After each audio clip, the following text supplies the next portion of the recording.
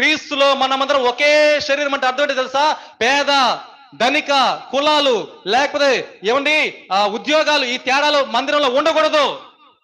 నువ్వు ₹1,00,000 సంపాదించవచ్చు, అడుగు పెట్టిన తర్వాత నీ పక్కన పేద ఉంటే కూర్చోవాలా లేదా?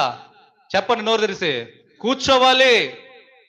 ప్రభు బల్ల తీసుకుంటావు, అందరికి సమానంగా ఇస్తున్నారా లేకపోతే వాళ్ళకి ఒకటి మీకు ఒకటి ఇస్తున్నారా? అందరికి సమానమే.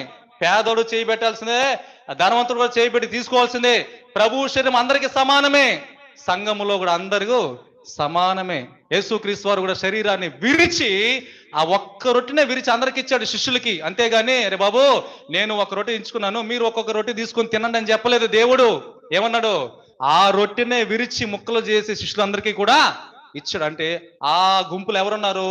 మత్తయి ఉన్నాడు, ట్యాక్స్ కలెక్టర్ అయినా. ఆ గుంపులోనే పేతురు ఉన్నాడు, ఎవరైనా చేపలు పట్టేవాడు. అక్కడ ట్యాక్స్ కలెక్టర్ లేకపోతే చేపలు పట్టేవాడు ఇంకోటి కాదు. క్రీస్తు శరీరములో అందరూ ఆల్ ఆర్ ఈక్వల్. స్తోత్రం చెప్పండి సార్. హల్లెలూయా.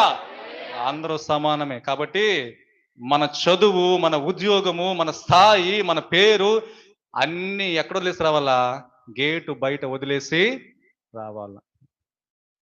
హల్లెలూయా.